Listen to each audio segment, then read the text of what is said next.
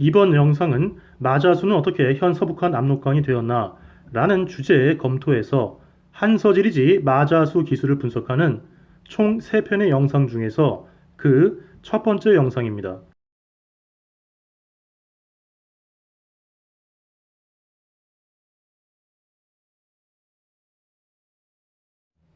영화나 책의 경우에 처음 한 번 봤을 때에는 흘려보냈던 장면이나 문구가 두 번, 세 번 볼 때에 눈에 확연하게 들어오면서 그 전체가 비로소 이해되는 일이 있습니다. 그 이유는 선입관이나 자의식을 가지고서 자기가 보고 싶은 장면만 보고 자기가 이해하고 싶은 대로 이해하려 들기 때문이죠. 역사를 연구하면서 문헌 기록에 접근할 때에도 우선 선입견을 버리고 순수하게 해당 기록만을 놓고서 여러 번 읽음으로써 그 자체를 문해하면서 따져보는 것이 비록 시간이 걸리더라도 최종적으로는 도움이 됩니다. 한서지리지 마자수 기술에 대해서 이 첫 번째 영상에서는 우선 그 기술 자체를 찬찬히 따져보며 접근하여서 마자수 비정에 있어서 불필요한 착오를 제한하는 작업을 하겠습니다. 이로써 기존 통설이 가로막은 해석의 여러 가능성을 타진하겠습니다. 한서지리지 마자수 기술 해석에 있어서 총 5가지의 키워드로서 접근하였습니다. 마자수가 서북쪽으로 염난수에 들어간다 해서 서북의 문제, 마자수가 서북쪽으로 염난수에 들어간다 해서 주어의 문제, 서남쪽으로 흘러서 서안평연에 이르러서 바다에 들어간다 해서 서남의 문제, 서남쪽으로 흘러서 서안평연에 이르러서 바다에 들어간다 해서 서안평연의 문제, 마지막으로 두 개의 군을 지나며 1100리를 간다 해서 과군이와 행 1100리의 문제,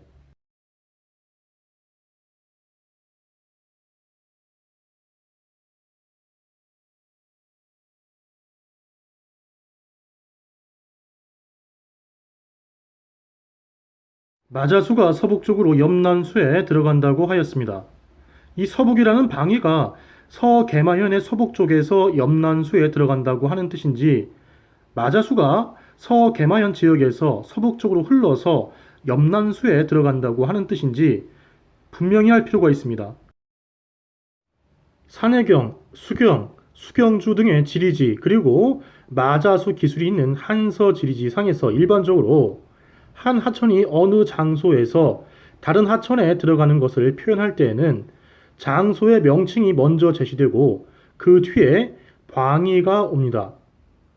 장소, 즉 지명이 오거나 해당 현의 취소를 뜻하는 성 등 장소를 뜻하는 한자어가 먼저 오고 그 뒤에 방위가 붙고 그런 후에 들어간다 하는 입이나 주 등의 한자가 오고 그 다음에 그 대상이 되는 하천명이 옵니다. 즉 방위 표현의 앞이나 뒤에 지명 표현이 별도로 적혀 있지 않는 경우는 방위 표현은 그 하천이 흐르는 방향을 표현하는 것입니다. 마자수가 서계마현의 서북쪽에서 염난수에 들어간다고 표현하고자 했다면 마자수와 서북입 염난수 사이에 서계마를 넣어서 마자수 서계마 서북입 염난수라고 적거나 서계마현을 뜻하는 현을 앞에 추가하여서 마자수 현 서북입 염난수 또는 현 서북 마자수 입 염난수라고 적었어야 합니다. 그러나 한서지리지 현도군 서계마현조의 해당 표현은 단지 마자수 서북입 염난수라고 되어 있습니다. 즉 마자수 서북입 염난수에서 서북은 마자수의 물줄기 방향을 뜻하는 것입니다. 그러나 서북이라는 방위각 자체가 서계마현과 전혀 무관한 것일까요? 그렇지는 않습니다.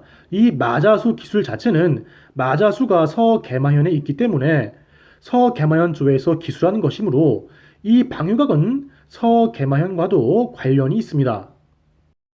마자수의 물길 방향을 표현하고자 할 때 기준점이 필요한데 결국 서계마현의 중심부가 그 기준점이 되기 때문입니다. 한서지리지 현도군 서계마현조의 마자수 기술은 매우 축약된 방식의 기술인데 만약 마자수가 서계마현의 남부를 흐르는 하천이었다면 표현 양상이 달라졌을 것입니다. 즉, 마자수는 서계마현의 중심부, 즉 현성을 기준하여서 서북 방향으로 흘러서 염난수에 들어가는 것이므로 마자수가 염난수에 들어가는 위치 역시 서계마현 현성을 기준하여서 그 서북 쪽에 있었다고 볼 수 있는 것이죠.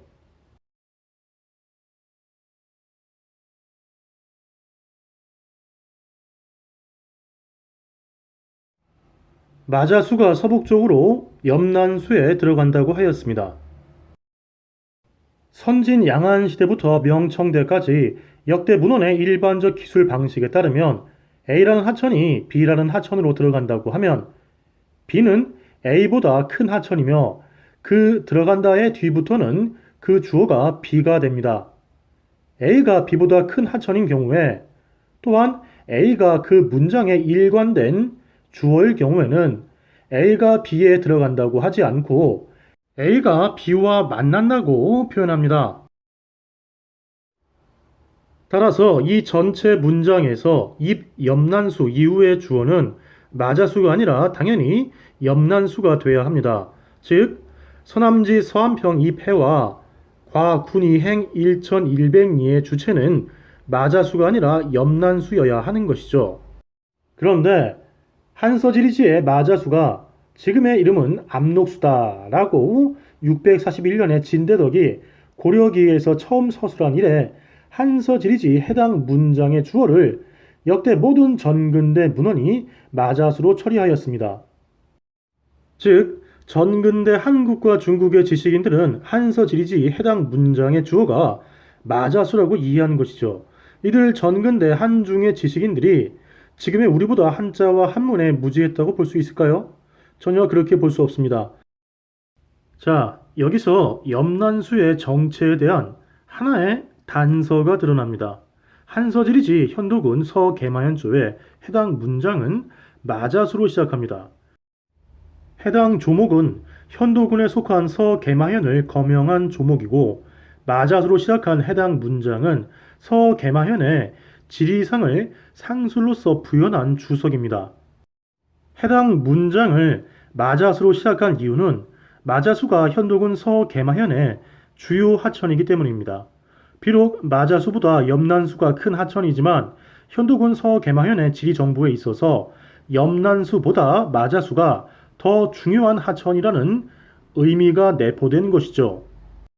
즉 현도군 서계마현 관할 영역에서 서북으로 흘러서 염난수에 들어가는 하천은 마자수이며 염난수는 현도군 서계마현의 바깥에 위치하면서 그 바깥에서 흘러나와서 마자수와 만나는 하천이기 때문에 비록 염난수가 마자수보다 큰 하천임에도 현도군 서계마현의 지리정보 서술에 있어서 그 중요도가 마자수보다 떨어지기 때문에 해당 문장은 마자수로 시작한 것입니다.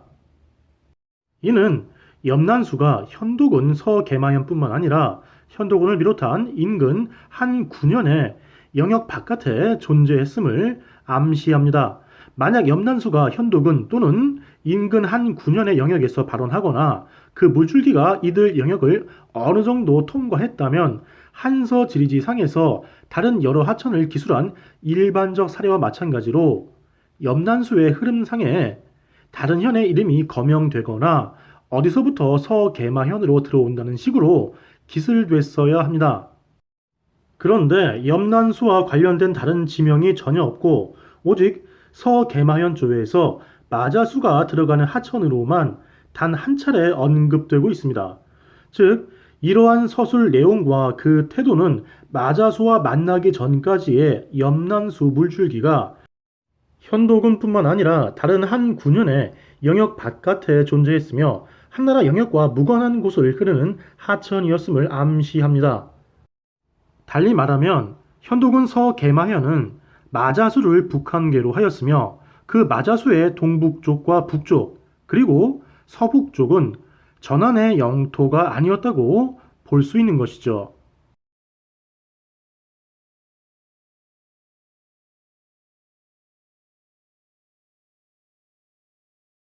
마자수가 염난수에 들어간 후에 서남쪽으로 흘러서 서안평현에 이르러서 바다에 들어간다고 했습니다.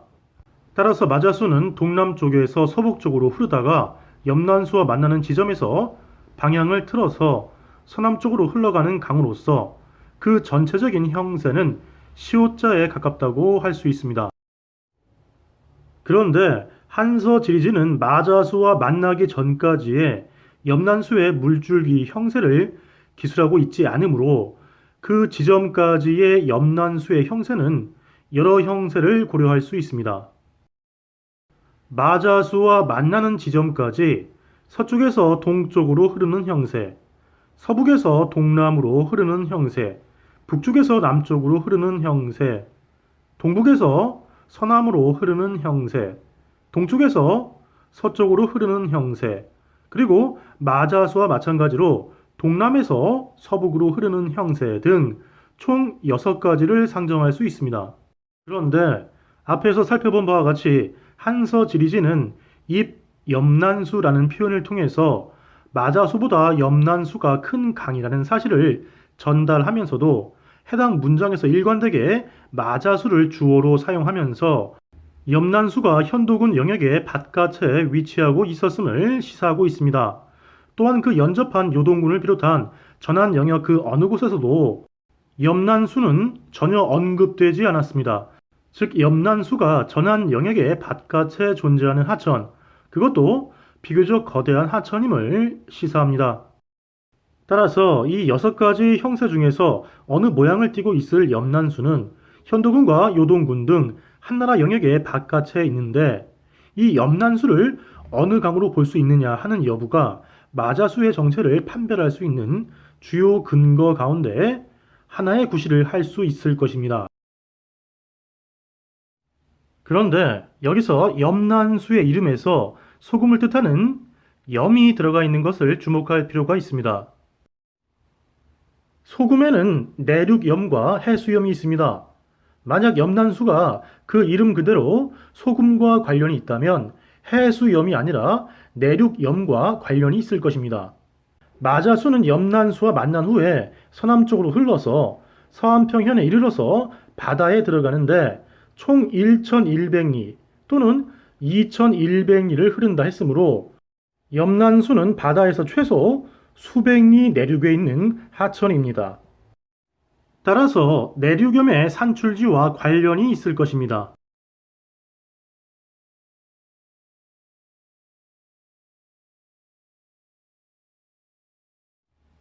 마자수가 서남쪽으로 흘러서 서안평현에 이르러서 바다에 들어간다고 했습니다. 물론 이는 마자수가 염난수와 만난 후의 일이죠. 마자수와 만나기 전 염남수의 물줄기 방향은 6가지 중에서 어느 하나일 것입니다. 마자수의 물줄기 형세는 보시는 바와 같이 전체적으로 시옷자 형세입니다. 마자수가 바다에 들어가는 곳인 서안평현은 한서지리지에 따르면 요동군 동부 도위에 속한 현입니다. 요동군은 군치가 있던 양평현을 중심으로 서부, 중부, 동부 3위로 구분되어 있었습니다. 이 방위에 따른 명칭만을 놓고 본다면 서안평현은 요동군에서 동부에 위치했다고 봐야 할 것입니다. 그런데 요동군 동부도위에 속했다고 하여서 그 동부도위에 속한 현들이 단순하게 요동군의 동쪽에, 즉 동부에 포진해 있었다고 보기 어려운 사실이 있습니다. 다만 이와 관련된 세세한 내용은 세 번째 영상 마자수에 대한 통설 비판편에서 다루고 여기서는 간단히 언급하고 가겠습니다. 요동군 동부도위는 무차연의 치소를 두고서 평곽현, 서안평현, 문현, 번안현, 답시현 등 총 6개 현을 관할하였습니다. 여기서 무차연에 이어서 두 번째로 제시되어 있는 평곽현의 경우 역대 문헌 기록에서 군치가 소재했던 양평현의 서쪽에 위치했던 것으로 나타납니다. 그렇다면 먼저 양평현의 위치를 알아야 하겠죠.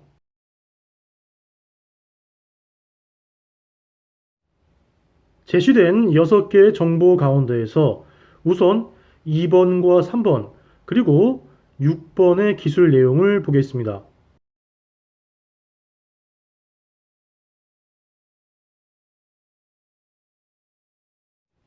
한서지리지 요양현조와 고구려현조가 각각 기술한 2번과 3번의 내용을 종합해보면 대량수가 서남쪽으로 흘러서 요양현에서 소요수로 들어가고 소요수는 요양현에서 대량수를 받은 후에 서남쪽으로 흘러서 요대현에서 대요수로 들어갑니다. 이를 근거하면 고구려현 서남쪽의 요양현, 요양현 서남쪽의 요대현, 요대현 서남쪽 인근에 대요수가 존재합니다. 이 사실은 6번 수경주 소요수편의 기술과 합치가 되는데 이 수경주 소요수편 기사에서는 양평현이 확인됩니다. 2번, 3번, 6번 기사를 종합하면 요산 서남쪽의 고구려현, 고구려현 서남쪽의 요양현, 요양현 서남쪽의 양평현, 양평현 서남쪽의 담현, 담현 서남쪽의 요대현, 요대현 서남쪽 인근에 대요수가 위치합니다. 그런데 이들 기사만으로는 대량수와 소요수 중에서 어느 하천이 북쪽에 있고 남쪽에 있는지 알 수 없습니다. 1번 기사를 보겠습니다. 요동군 거취현에 시리수가 있는데 북쪽으로 양평현에 이르러서 양수 즉 대량수에 들어간다고 하였습니다. 따라서 거취현의 북쪽에 양평현이 있고 양평현의 북쪽에 대량수, 대량수의 북쪽에 요양현, 요양현의 북쪽에 소요수가 위치함을 알 수 있습니다. 한편 6번 기사에서의 담연은 담연이 아니라 여면으로 읽어야 할 수도 있습니다. 담은 맑다라는 뜻으로 쓰일 때는 담으로 읽지만 질펀하다, 흥건하다는 뜻으로 쓰일 때에는 염으로 음독합니다. 소요수가 대량수와 요양현에서 만난 후에 양평현의 서남쪽 부근에서 연못 또는 호수 형태를 이루면서 고여있는 모습이 아니라 연못이나 호수처럼 넓게 퍼져서 물살이 거세지 않게 질펀하고 흥건하게 흐르는 모습을 띄었다면 여면에 해당할 것입니다. 만약 이러하다면 양평현과 대요수 사이는 땅의 높낮이 차이가 거의 없는 대평원이었을 것입니다. 이상의 검토 사실을 그림으로써 시각화해 보겠습니다.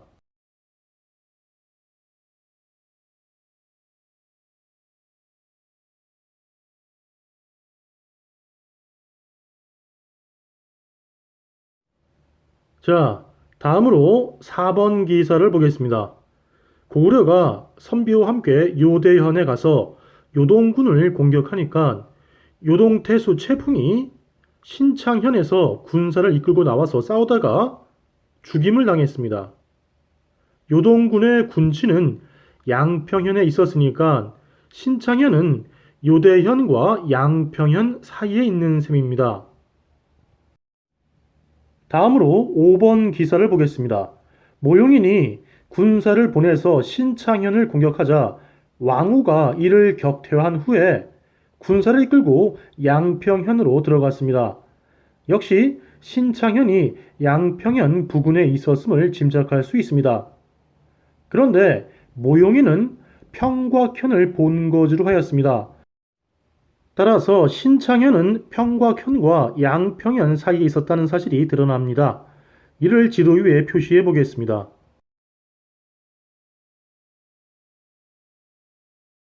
자, 여기서 한서와 수경 모두 대요수가 안시현에 이르러서 바다에 들어간다고 했으므로 이 또한 지도에 표시해 보겠습니다.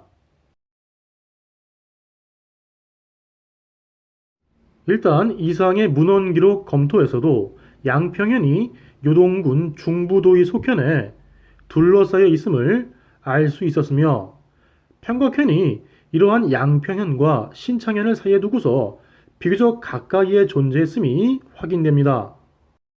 평곽현의 위치를 알 수 있는 문헌 기록을 조금 더 살펴보겠습니다. 먼저 1번 기사를 보겠습니다. 이 기사에서 평곽현이 험독현 동쪽에 있음이 드러납니다. 험독현은 요동군 중부도의 소속입니다.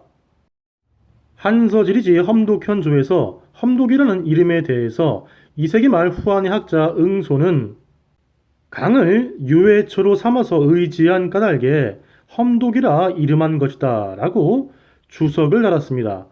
현재 통용되는 독의 뜻은 도랑이지만 본래 큰 강을 뜻하는 글자입니다. 3세기 말 서진의 학자 장화가 찬술한 박물지에서는 사독을 언급하고 있는데 중국 천하에서 중시되는 네 곳의 큰 강을 뜻합니다. 바로 황하, 장강, 회수, 제수가 그것입니다. 따라서 험독현의 독 역시 큰 강에서 비롯하고 또한 가리키는 이름일 것인데 요동군의 중부도 일대에서 중시될 만한 강은 대요수가 있습니다. 모용황이 보낸 사자는 모용인이 있는 평곽현으로 가다가 그 도중에 모용인과 조우했습니다. 뜻밖의 만남이었습니다. 그 장소는 험독현이었습니다. 모용인은 사자를 죽이고 동쪽에 있는 평곽현으로 돌아갔습니다. 험독현과 평곽현 사이에 무언가 분계구시를 하는 천연물이 있었음을 암시합니다. 그것은 대요수로 보는 것이 합리적일 것입니다. 따라서 이러한 사실 정황으로 볼 때 험독현은 대요수의 서쪽 인근에 있었다고 판단할 수 있습니다. 다음으로 2번과 3번 기사를 보겠습니다. 둘 다 당나라 시대의 기록입니다. 비록 두 기록 모두 건한성이 본래 옛 평곽현이었다고 기술하고 있으나 수백 년 전에 평곽현 그 자리에 그대로 고구려 건한성이 들어섰다고 보기는 어렵습니다. 이번 기사에서 나라국이 나오는데 여러 용례로 볼 때 국도로 해석함이 옳습니다.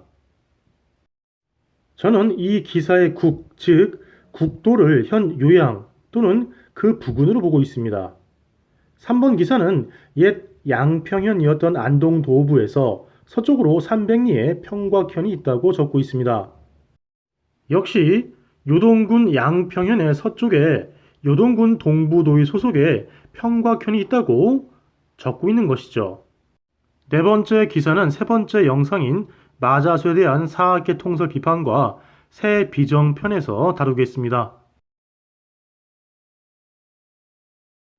자, 요동군 동부도의 소속의 평곽현이 중부도의 소속의 여러 현에 둘러싸여서 그 남쪽에 위치하고 있습니다. 그리고 요동군의 군치인 양평현의 서쪽에 위치하고 있습니다. 따라서 요동군의 서부, 중부, 동부 등 3도위는 기계적으로 방위 순서를 따라서 그 속현이 배치된 구조가 아님을 알 수 있습니다. 서부 도위와 동부 도위가 먼저 조성되고 그 가운데에 있는 현들로서 중부 도위가 그 뒤에 조성된 것으로 봐야 할 것입니다.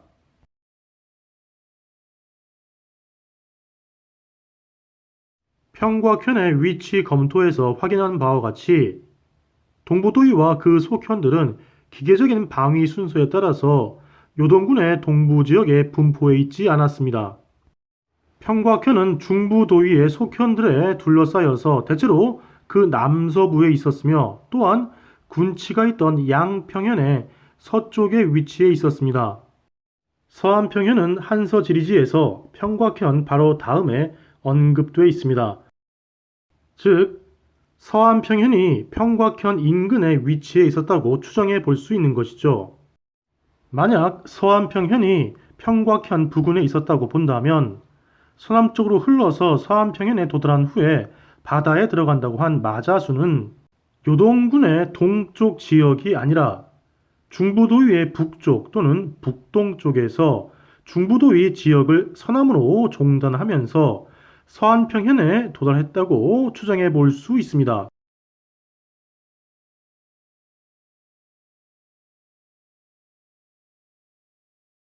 마지막으로 두 개의 군을 지나며 1100리를 간다 한 부분을 살펴보겠습니다. 두 개의 군을 지나며 라는 부분은 사실 별로 문제될 것이 없습니다. 여기서 군이는 현도군과 요동군으로 이해되며 이에 이견이 없으니까요. 문제는 마자수의 길이를 제시한 1100리를 간다, 즉 행 1100리 부분입니다. 마자수의 길이는 한서의 판본이나 한서에 해당 기술을 인용한 문헌에 따라서 1100리로 적은 것과 2100리로 적은 것이 모두 관찰됩니다. 현재 국사편찬위원회에서 펴낸 한국고대사료 집성 중국편의 한서와 한원에서는 행 1100리가 아니라 행 2100리로 적고 있습니다.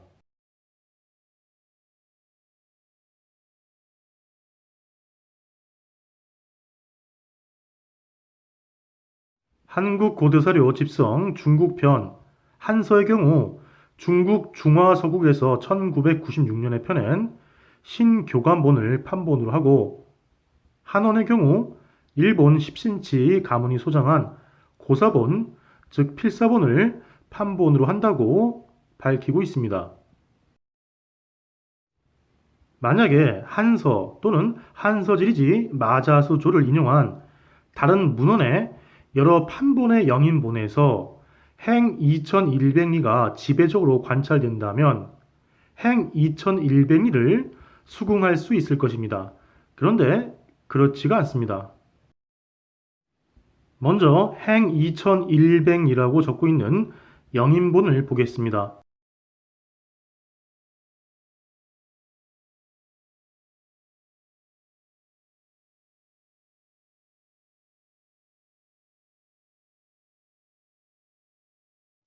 다음은 행 1100이라고 적고 있는 영인본을 살펴보겠습니다.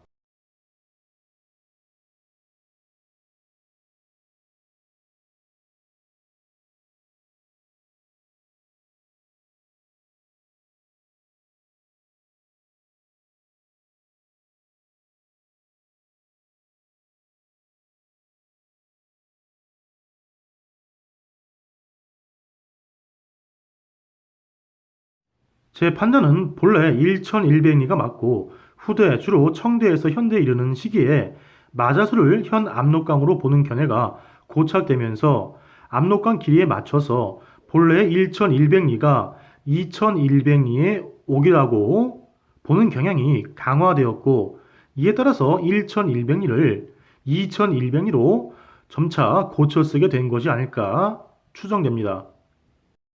대략 2배, 즉 1천리가 차이가 나는 기록의 혼재는 한서의 해당 기록, 즉 마자수 길이가 마자수를 특정하는 데 있어서 주요 근거 구실을 하지 못하게 만듭니다. 한서가 기록한 마자수 길이는 어느 길이가 본래 한서의 진짜 기록인지 정확히 규명되기 전까지 단지 보조 근거 구실을 할 수 있을 뿐입니다.